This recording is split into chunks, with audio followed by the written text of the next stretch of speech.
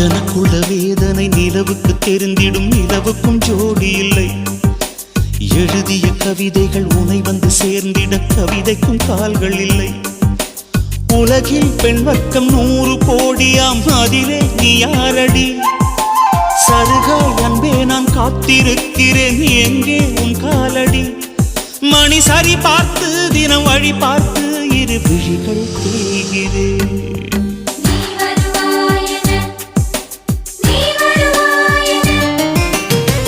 பார்த்து பார்த்து கண்கள் பூத்திருப்பேன், நீ வருவாயென.